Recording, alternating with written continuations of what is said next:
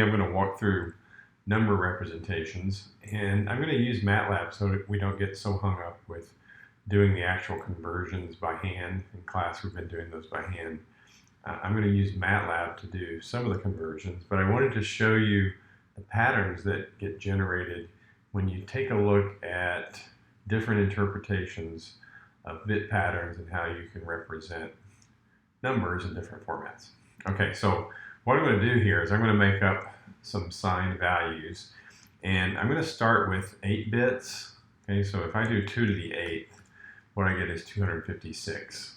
And so what we know from class is I can do minus 2 to the 7th is the largest magnitude negative number, or I could do 2 to the 7th minus 1, which is the largest positive number. So if I have 8 bits, that's the range for valid numbers. So let's make up some numbers in that range. Let's do a few positive numbers, like maybe 100, 71, and a couple of negative numbers, minus 32, minus 118.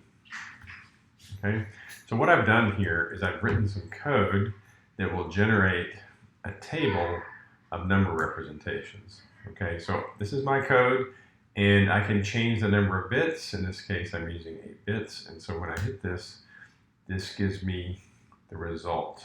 Okay, and so what we've done here is I've taken the signed numbers and then made conversions to different representations of the signed number. Okay, so remember, when you store things in a digital system, we use registers or memory locations. It's a bit pattern that gets stored. So I'm seeing here, this bit pattern for the first entry, I see 1, 2, 3, 4, 5, 6, 7.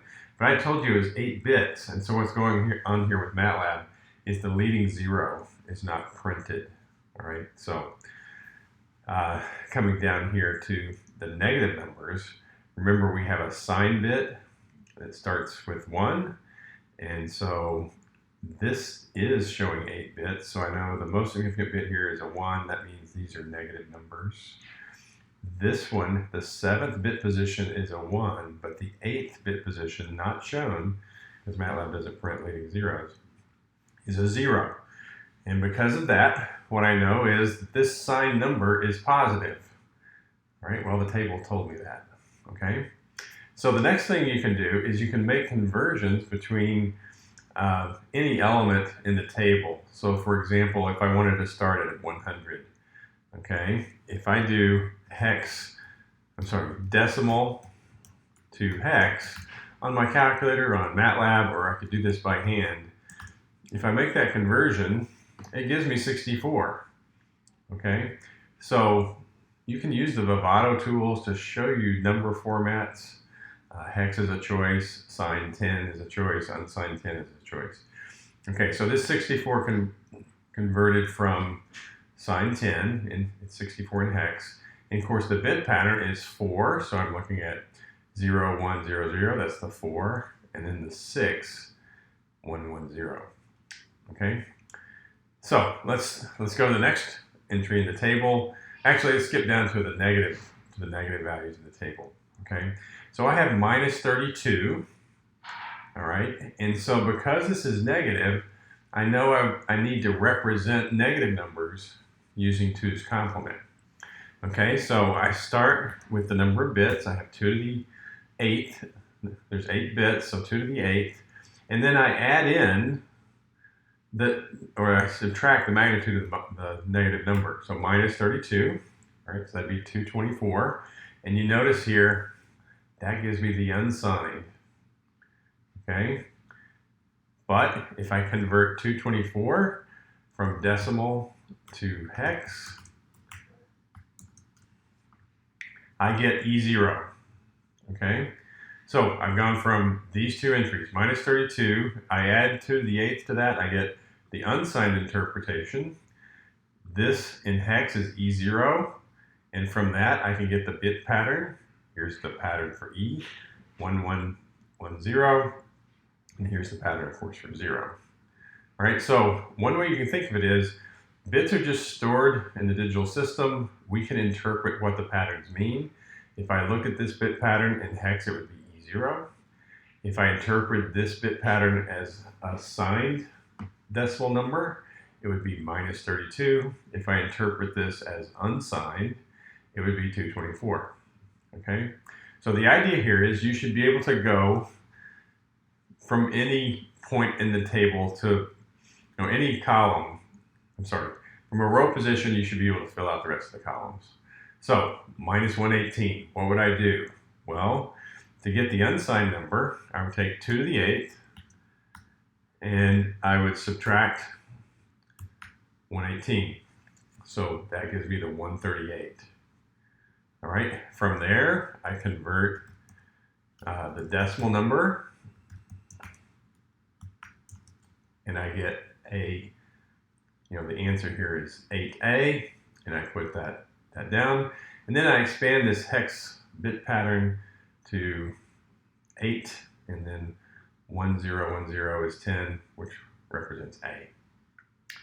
Okay, so hopefully that helps you along with what I was talking about in class, where number representations are just how you interpret bit patterns that show up in the digital system. Okay, so before I move on, I wanted to do a different set of numbers. Let's go to 2 to the 10th. Let's do 10 bits. Okay, so 2 to the 10th is 1024. And so the largest positive number I could have would be 2 to the 9th, 512. I'm sorry, the largest positive number is 2 to the 9th minus 1. Remember, we have to have 0 in with the positive, so we lose 1 bit position. So 511 is the largest positive number we can have with 10 bits. And if we're doing signed stuff, let me say that again, I need to be precise. 511 is the largest signed decimal number that we can represent in 10 bits. Okay, so let's move on. The most negative number I can have is minus 2 to the 9th, which is minus 512. Okay, so let's make up some numbers between those values. Let's do like minus 315. Okay, and then let's do 278. Okay, so 2 values, and I can generate the table. And this time I'm going to use 10 bits in this table. Okay, so this is what I get for the bit patterns. MATLAB calculated that for me, but I want you to be able to do this by hand. So if I started with the bit pattern, I could go and fill out the rest of the table, because if I start with the bit pattern, I see, I can group these in groups of 4. So there's 0, 1, 0, 1, so that's the 5. And then I have 0, 0, 1, 1. There's the 12, which is C. And then finally I have 0, 1, which is 2. So then I have to ask myself, is this a positive number or a negative number? And in this case, since I didn't print the leading zeros, I have to count the bits to see if there's a leading 0. If I count those, this is 10 bits. Here's 4, 8, and 2. So I can see that MSB is a 1. So indeed, this should be a negative number. Okay, what would that negative number be? Well, the next thing I'd do is I'd convert from hex to decimal of 2C5. Okay, and so what I get would be the unsigned representation over here, 709. Okay, so how would I get the signed representation? Well, I would take 709 minus 2 to the 10th, and the answer is minus 315. Okay, so one last example. I wanted to do one with where the signed bit is a 0. All right, so I look here and I count the number of bits. There's 9 bits here, and so that means that leading bit, remember this is 10-bit representation, the leading bit is a 0. Because it's a 0, it's a positive number. So I can convert this to hex, and so I mark off my digits in 4s.